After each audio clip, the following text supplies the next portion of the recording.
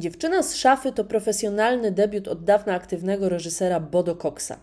Jego wcześniejsze produkcje, takie jak Marco P. i Złodzieje rowerów czy Sobowtór, to produkcje dobrze znane polskiej publiczności lubującej się w nietypowych, awangardowych rozwiązaniach.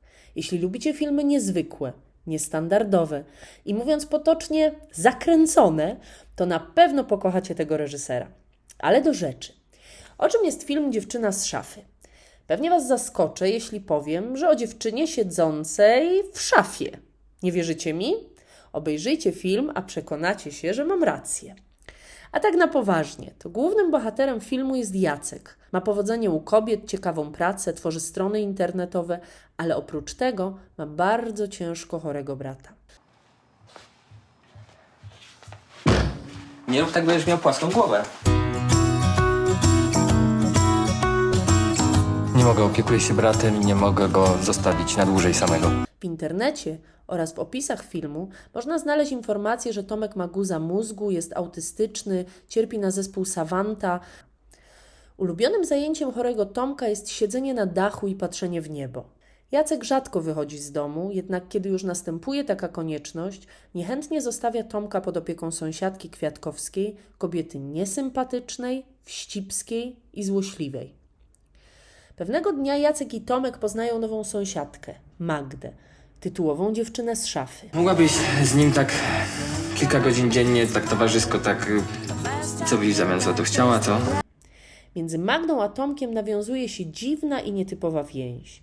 I to właśnie w tym miejscu historii rolę odegra tytułowa szafa. Szafa, która pewnie automatycznie skojarzyła Wam się z opowieściami z Narni, napisanymi przez C.S. Lewisa. I słusznie.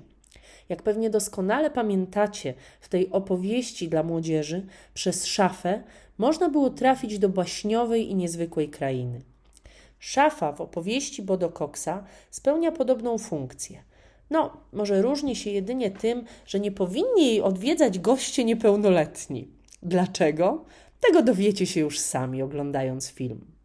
Magda, która podobnie jak Tomek jest w tym filmie postacią głęboko wyalienowaną i odstającą od norm społecznych, zaprzyjaźnia się z mężczyzną.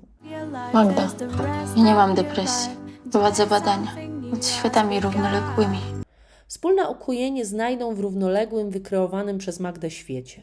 Piękny scenariusz, bardzo długo pieczołowicie pieszczony, dopieszczony. Płakałem 3 razy. Ktoś może powiedzieć, że to jest film o miłości, ktoś może powiedzieć, że to jest film o samotności. Dla mnie to jest film o wyobraźni. To nie jest oczywiste wszystko, to jest cały czas jakąś metaforą, jest tam nawias zostawiony, każdy może sobie coś swojego dopowiedzieć. Ten film przy całej swojej fantazyjności jest jak najbardziej dopasowany do naszej współczesnej wyobraźni. Wspomniana już stara sąsiadka nienawidzi ludzi i woli ich obserwować krytycznym, ironicznym okiem, niż się z nimi spoufalić. Policjant, grany przez Eryka Lubosa, którego niestety dawno nie mieliśmy okazji oglądać na ekranach kin, a szkoda, bo to naprawdę wspaniały aktor, jest zakochany na zabój w Magdzie, ale kompletnie nie radzi sobie z otaczającym światem. Pójdziesz ze mną kiedyś na piwo? Nawet Jacek jest niby zwyczajny, ale też zdaje się momentami zupełnie oderwany od rzeczywistości. Emocjonalnie pogruchotani, niekompatybilni ze społeczeństwem, szukający schronienia w ekscentrycznych rytuałach i zmyślonych światach.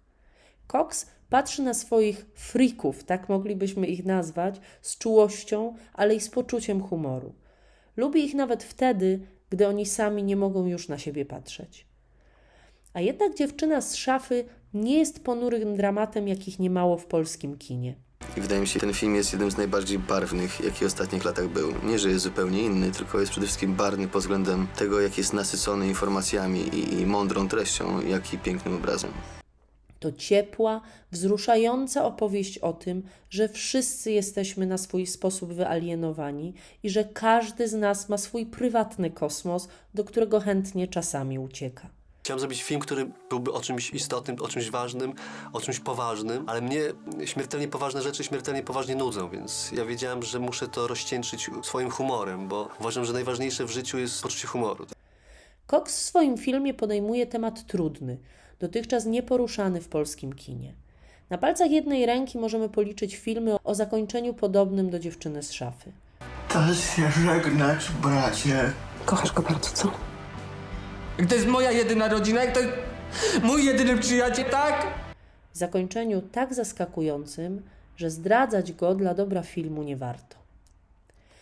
Rolę Wojciecha Mecwaldowskiego, który gra Tomka, porównuje się w recenzjach do Rainmana, wykreowanego przez Dustina Hoffmana w filmie z 1988 roku i nazywa rolą życia tego aktora. Niezwykłą kreacją aktorską wydaje się też rola debiutującej na ekranie Magdaleny Różańskiej. Specyficzny sposób realizacji, charakterystyczny dla króla polskiego kina offowego, idący w parze z niezwykłym tematem oraz wspaniałymi kreacjami aktorskimi, zaowocowały nie tylko ciekawym filmem, ale także nietypowym studium psychologicznym. Zakochał. Długo czekaliśmy na normalny film. Na to, że ktoś traktuje widza poważnie i ktoś próbuje z widzem inteligentnie rozmawiać, przy czym trochę się pośmiać, trochę wzruszyć. Dziewczyna z szafy, kiedy pojawiła się na ekranach kin, zapachniała nowym. Kazała z niecierpliwością czekać na nowe pomysły reżysera, który z ikony polskiego offu miał szansę przeobrazić się w ikonę młodego polskiego kina autorskiego. Tak się niestety nie stało. W 2017 roku Cox nakręcił Człowieka z magicznym pudełkiem i to by było na tyle. Na koniec powiem Wam, że Dziewczyna z szafy bardzo mi się podobała. Tego filmu się nie powinno oceniać. Powinno się go przeżyć. Raz. No dobrze, zadziałał.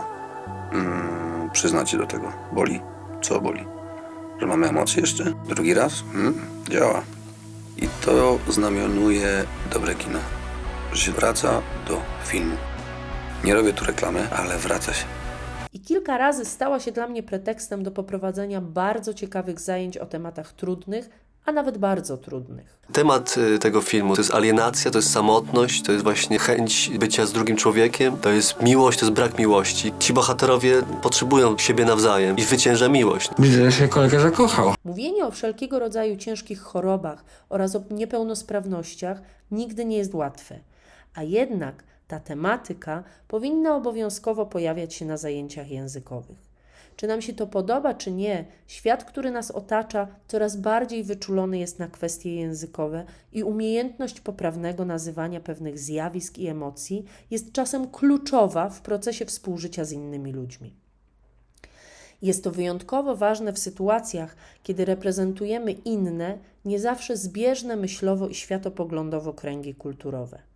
Nieumiejętne posługiwanie się językiem może z kolei spowodować kłopoty, czasem nieodwracalne w skutkach. Jeśli szukacie zatem filmu, który pozwoli poruszyć albo zwyczajnie oswoić i poznać w języku polskim tematy, których próżno szukać w podręcznikach, sięgnijcie po Dziewczynę z szafy. Na pewno nie pożałujecie tego seansu. Cześć, nazywam się Magda Różańska. Nazywam się Piotr Głowacki. Dzień dobry, Wojtek Mecwaldowski. Witam, dobry wieczór, dzień dobry, Eryk Lubos. Jestem Bodo Cox i całym sercem zapraszam na mój film Dziewczyna z szafy.